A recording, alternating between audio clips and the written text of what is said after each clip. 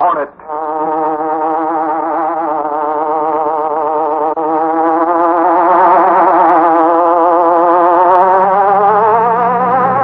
He hunts the biggest of all game, public enemies who try to destroy our America.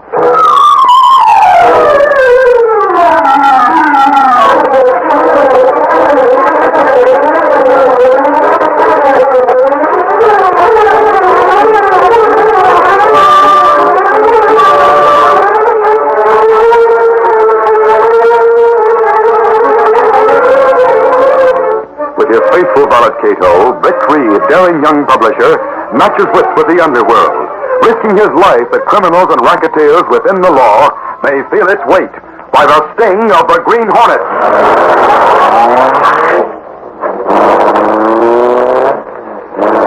The Green Hornet strikes again.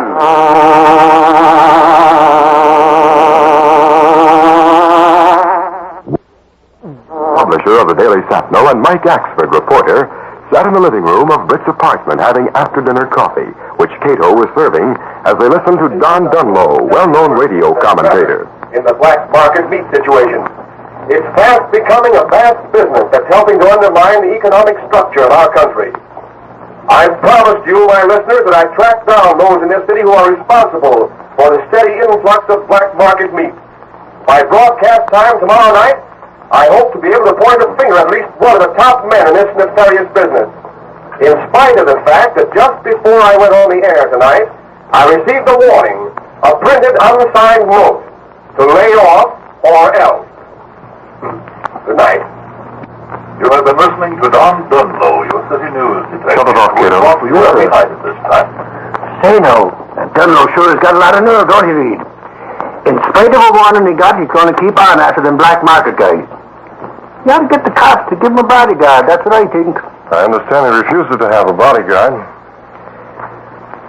Wonder just what it is he has on the black market operators. Hey, maybe if I get to see Dunlow tomorrow before it's broadcast, I can get him to give me the dope so as we can put out an extra right after he goes on the air.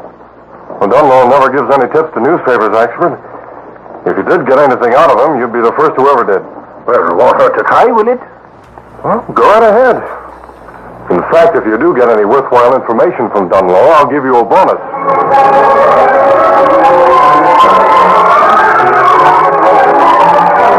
In the meantime, Don Dunlow, the radio commentator, left the radio station and walked to his car, which was parked in the station's private parking lot nearby. Oh, Mr. Dunlow. Yes? What is it? I have a message for you. Message for me? What is it? Just this, wise guy.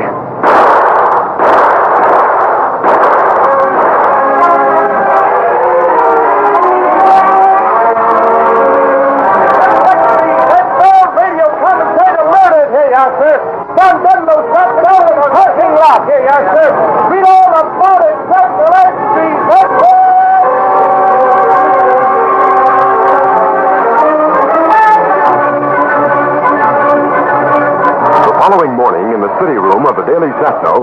Hey, now, Reed, what do you think of that killing last night? You think the black market meat racketeers are responsible? What do you think, Axford? Gunnigan. Yeah, what do you want, King? Reserve space on the editorial page for a hot editorial on the black market meat racket. I want it to go in the next edition. I'll get it down to you in a half an hour. Okay, Chief. Looks like they ain't going to stop at anything to keep people from interfering with their racket, Chief. Yes, Gunnigan. For once, the Daily Sentinel will keep the issue alive until the racket is broken and the gang rounded up. They've gone too far this time. And up to now, the cops ain't got a single lead that'll tell them who's behind the racket or who committed that murder. The killers will turn up eventually. And until they do, as I said before, the Daily Sentinel will not let this matter drop. You can bet on that.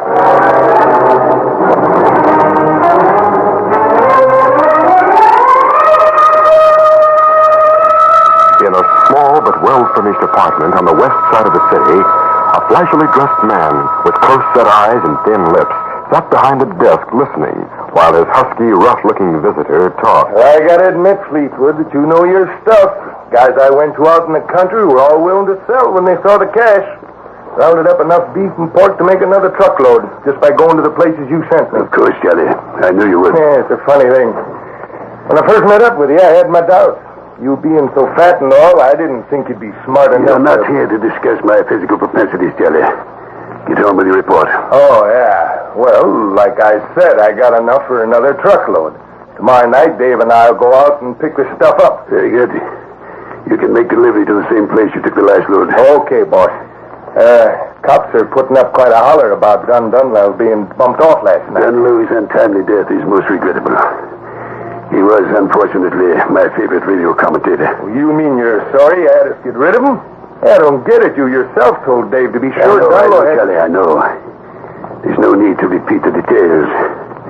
Dunlow precipitated his sudden demise by his uncompromising attitude toward the enterprise by which we make our livelihood. He did? Well, what do you know? I thought he got bumped off for being too nosy. Kelly, your crude expressions are a manifestation of a shallow mind. I always regret the passing of a clever mind, especially when I instigate the act. Yeah, sure. Now what? Oh, that's Dave. Let him in. Yeah, sure.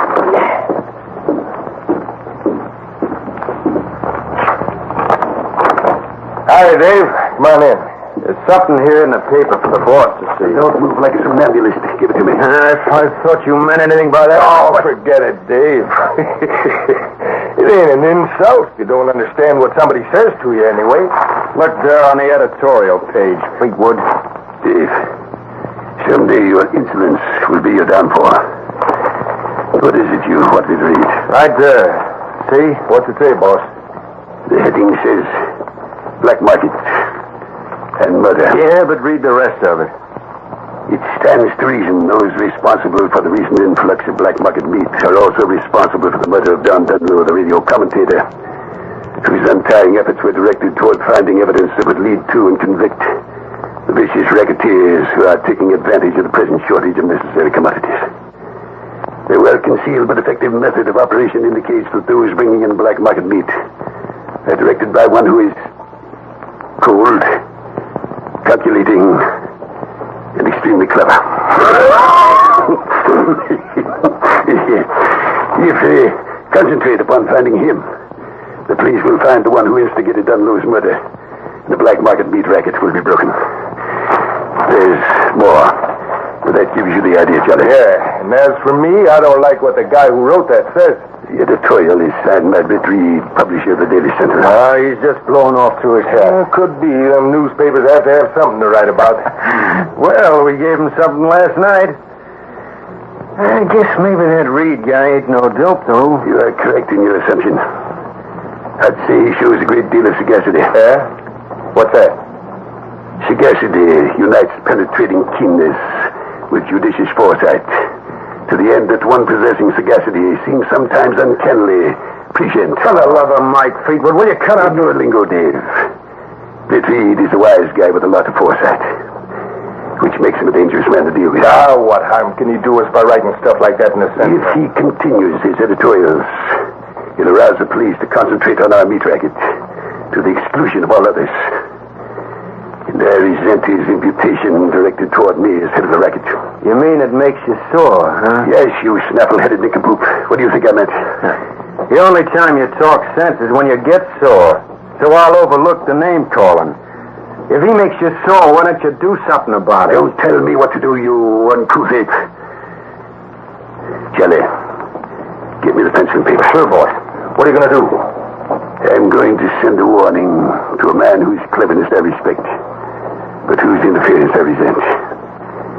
This time, a printed warning goes to Mr. Britt Reed of the Daily Sentinel.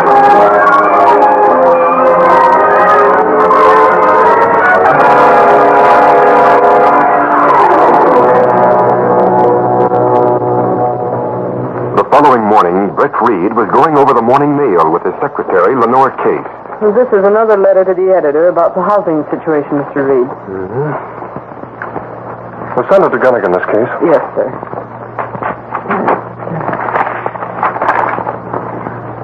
Oh.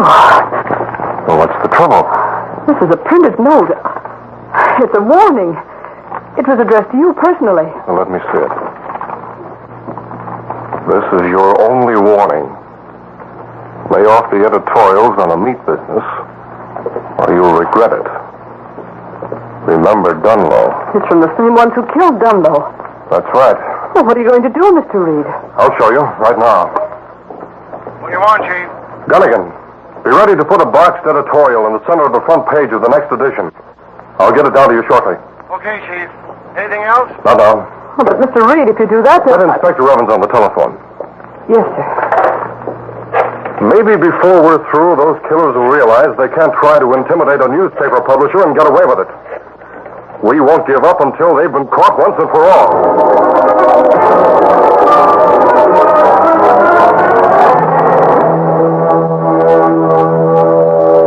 It was early afternoon when a man known as Charlie entered Fleetwood's apartment carrying a copy of the Daily Sentinel. Hey, boss, he did it again. Right on the front page. Look here. I should have known he would.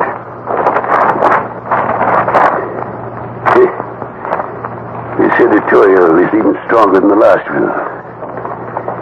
Mr. Reed's importunity leaves no alternative but to carry out our threat, Charlie. You mean Dave and me should go lay for him and give him the work? Don't be impetuous, my friend. Your suggestion is impractical. Now, listen, boss, this ain't no time for playing with big words. Your idea won't work. You understand that? Well, why not? It worked with Dunlow. Idiot. Reed will be expecting something to happen. Police will be watching near the Sentinel building. And near his home. Oh, I didn't think. You couldn't think. Yeah, well, either way, it means the same thing, I guess. What will we do then? We look like a lot of bums if we let him get away with them editorials now. I doubt if you and Dave could improve your appearance that much. Both of you can go about your business. I'll take care of the Reed case. You? All by yourself? Yes, all by myself. All 300 cursed pounds of me. Now get out. You bore me with your dribble. Okay, boss. Me and Dave will see you here tonight. Implacable thought. Yeah, amen. Come on. Come. Now let me think. I must devise a plan to see Britt Reed in his own office.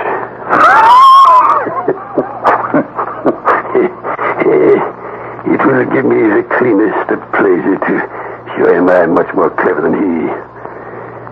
I'll manage somehow to get Reed to this apartment tonight. And I've got to get him here. Alone.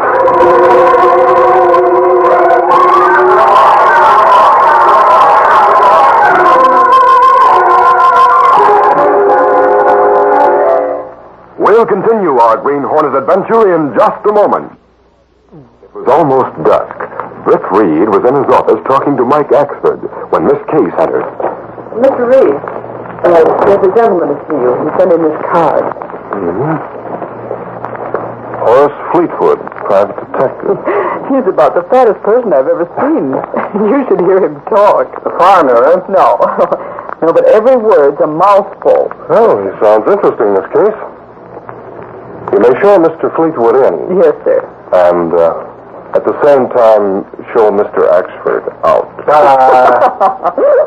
Come on, Michael. I'll be waiting outside with Sarge, Reed. Mr. Reed will see you now, Mr. Fleetwood. Thank you, my dear young lady. Thank you. You come right this way, sir. Thank you. Thank you. Mr. Reed, this is indeed a pleasure and a privilege. Please sit down, Mr. Fleetwood, and make yourself comfortable. Thank you. Thank you. Appreciate the size and stability of your chair.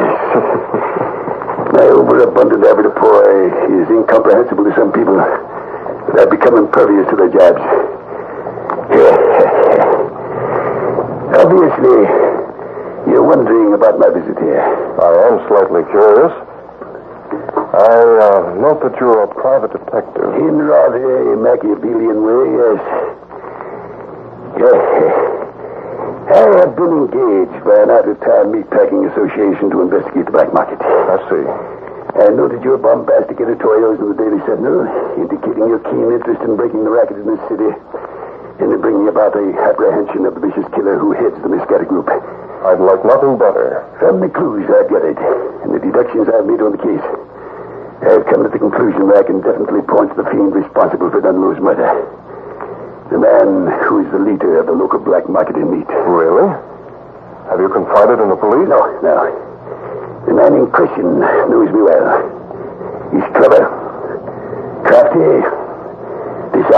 unpleasant at times, but when moved to anger, he's extremely dangerous.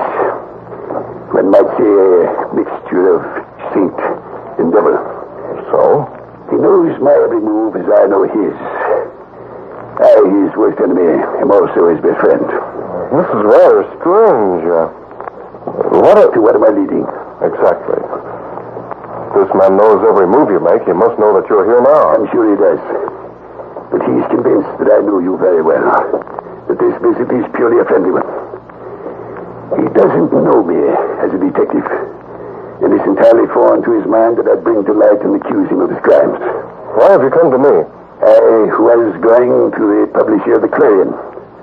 But when I noted that you were carrying on a one-man campaign in your newspaper against the racketeers, I decided you'd be the logical person for my purpose. And what is your purpose? I want you to go with me. Ostensibly on a friendly visit to my apartment. There, I'll turn over to you all the evidence I've gathered. Then I'll drive you home. You can then contact the police, and your paper will get the credit for breaking the case. Your request is unusual, Mr. Fleetwood.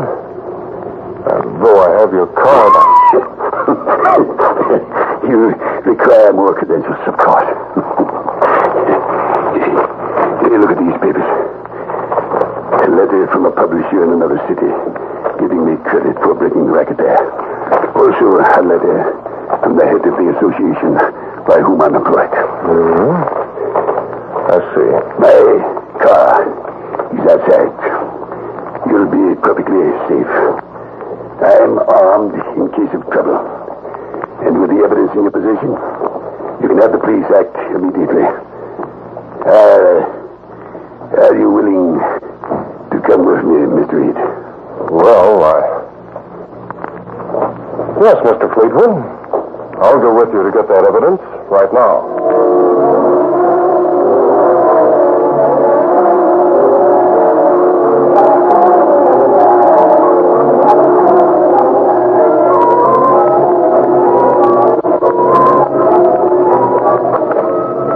Come right here, Mr. Reed. Well, thanks.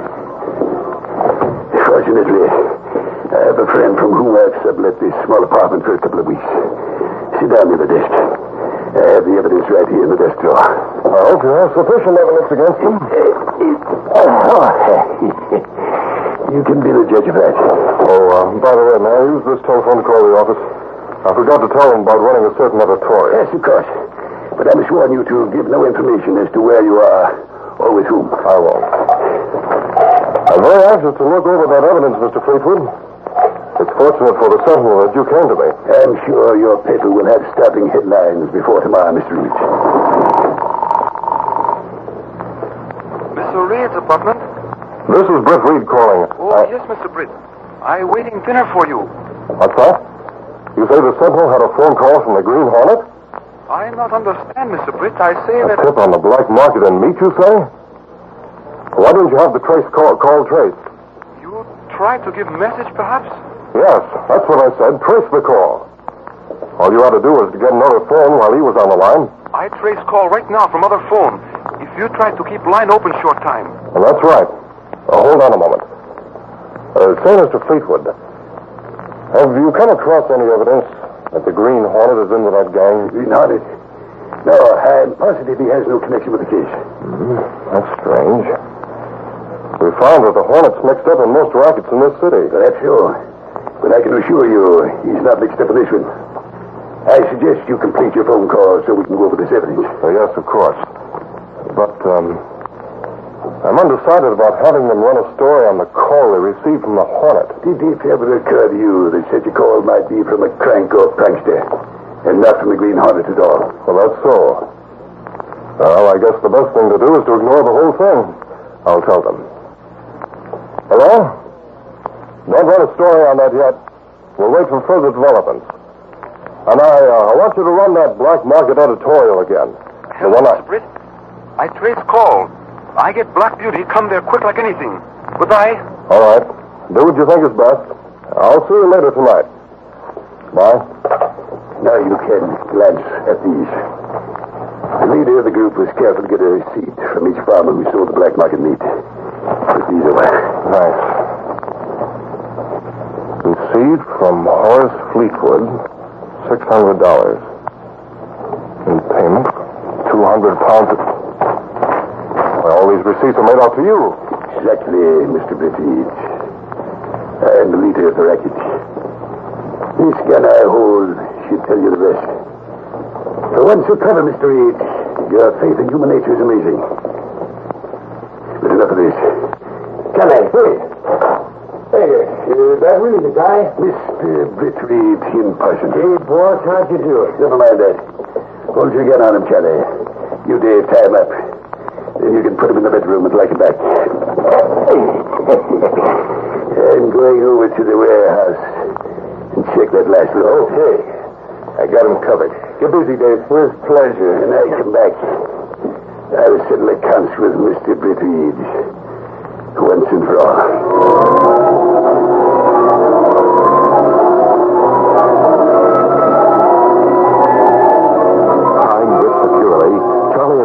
Put him on the bed in the bedroom. Guess he can't get away now. So you're the great Mr. Reed, eh? So what? You'll find out so what when the boss gets back. Hey, Charlie, listen. Somebody's sure leaning on the door, bud. Wait a minute. Wait till I check these knots, see if he's tight enough. Yeah. Come on, we'll see who the dope is before he wears the buzzer out.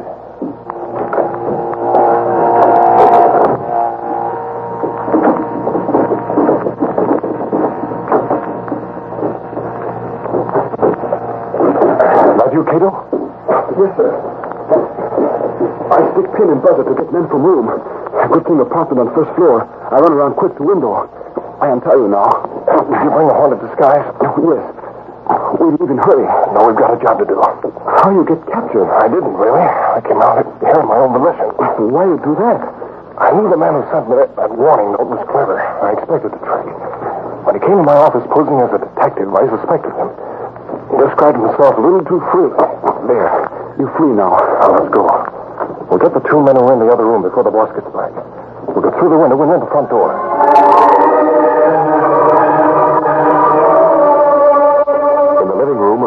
Charlie and Dave were discussing the incident of the door buzzer. Who do you think could have stuck that pin there in that buzzer, John? Maybe some dopey drunk passing through the hallway. Guess he thought it was funny. Yeah. Boss sure made a quick trip. I guess he wanted to get back to get rid of Reed. Don't make a move, Muggs. You're covered. Holy mackerel, who's that guy? He's a green horse. Right. And I don't like crooks who moving on my right. Gun him down, Charlie. Oh, no, you won't. Hey, you knocked him out with that chair. Don't need a chair for you, don't worry. If I can get my rod, I'll try a little gas, buddy. Please help. Now what we do? Get the papers out of that desk. I'll put them in my pocket. Then tie me up again and put me on the bed. After that, call the police. Tell them to come here and close in on Fleetwood. Hurry. Then stay nearby in case I need you.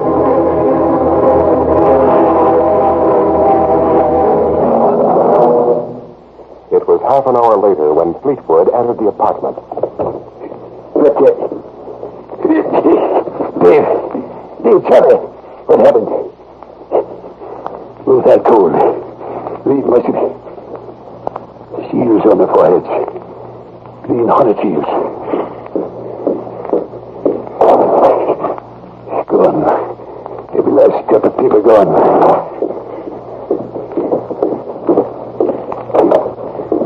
What's happened? Come, you fool. That tip your paper got about the heart was on the level.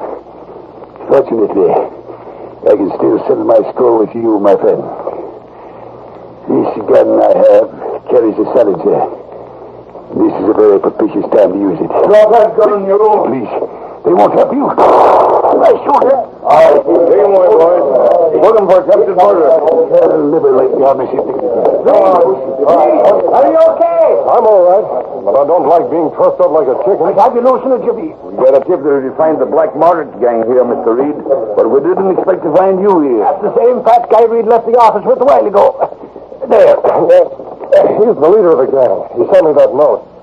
Then came to the office and persuaded me to believe he was a detective working on the case. Hey, Sarge. Those two we found lying in the other room have hornet seals stuck on them. Then the Hornet's been here. Yes, he was, Sergeant. In fact, he stuck some papers in my pocket. These. Well, sure now. This is evidence against Fleetwood. I guess the Hornet recognized you and thought to tie you in with the gang. Ain't that something? You mean to say, Reed, the Green Hornet was in this room and got close enough to stick them papers in your pocket? It was the Hornet's own hand that put the papers in my pocket, Axman. What? Holy crow!